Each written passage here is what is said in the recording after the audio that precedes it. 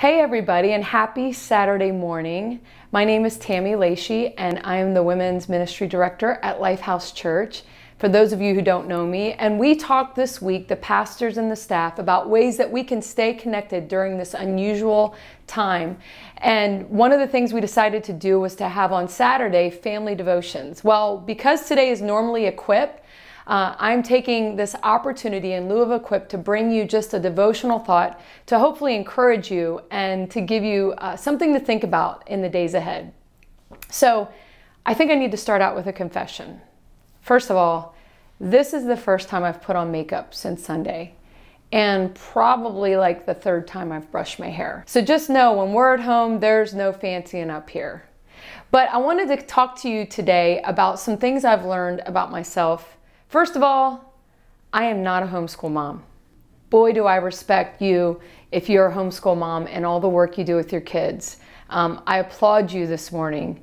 But what I am is a pandemic mom, and I'm going to talk a little bit more about that in a minute. When we got the call the first night and learned that we would be home at least 2 weeks and perhaps more with the kids, I started to panic a little bit because I really felt the importance of stewarding their time.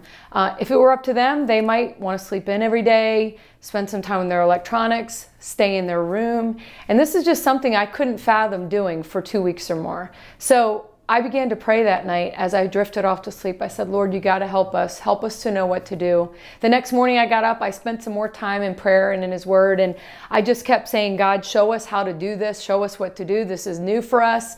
And so I came downstairs after seeing on Facebook some ideas for schedules and things. I sat down with the kids, and together we came up with a schedule that we could use daily. And honestly, to my surprise, they're still doing it.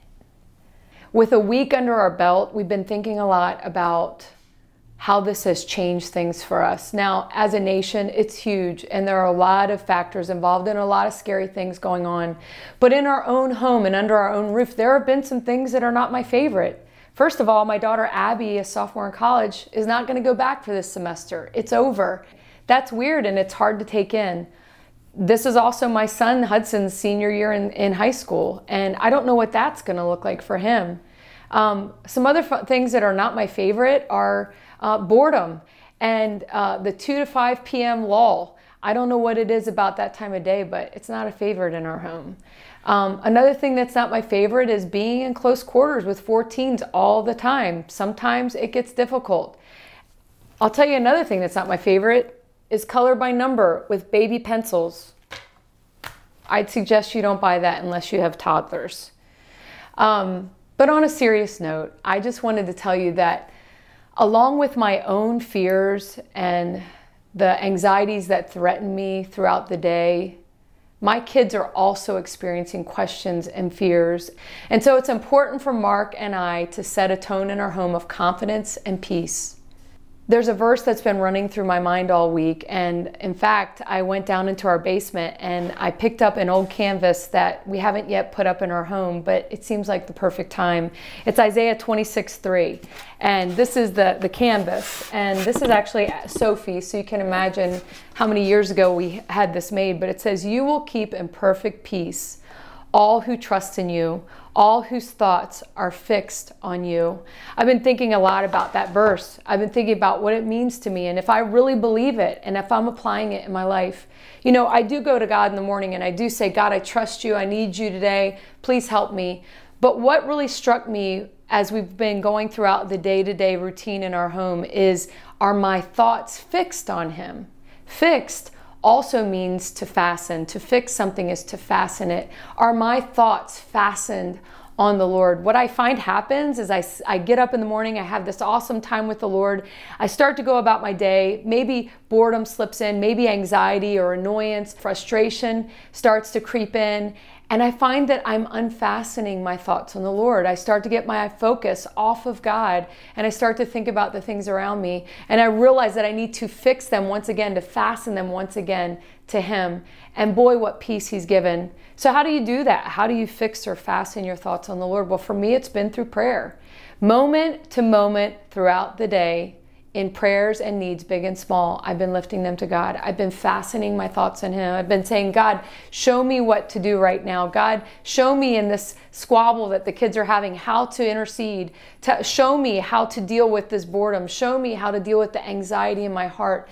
Help me to fix and fasten my thoughts on you. Because He promises to us that all who fix their thoughts on Him will be kept in perfect peace. And I can tell you today from my own experience, in those moments where my thoughts are fastened on the Lord, He is faithful. He gives that peace that He promises, and it's a perfect peace. And it's awesome to know that I can whisper a prayer to Him at any point of the day and He will be faithful. I don't know about you. Maybe you pray in the morning and then you kind of go throughout the day muddling through, but God promises that if we call on Him, He'll answer us. One of our core values at Lifehouse Church is to pray first and to pray always. And I have found this week to be one of those opportunities to pray always. And maybe you have some really big struggles going on in your heart or in your home. Enlist some friends that will pray with you. I've several times this week had to call on friends. Would you please pray? We're really struggling right now. Can you please pray? And they've prayed with me, and God has been faithful every time. So I just want to encourage you. Yeah, I'm not a homeschool mom, but I'm a pandemic mom. And what I mean by that is that in this time of uncertainty, in this time of difficulty, I am able to fix my thoughts on the Lord. And in that, He has given me perfect peace. And I want that same peace for you today. If you don't have someone that will pray with you, or you don't know who to call or text, please feel free to message me. I would love to pray with you. I'd be honored and privileged to pray about your needs. But just know that God is faithful and He will keep you in perfect peace.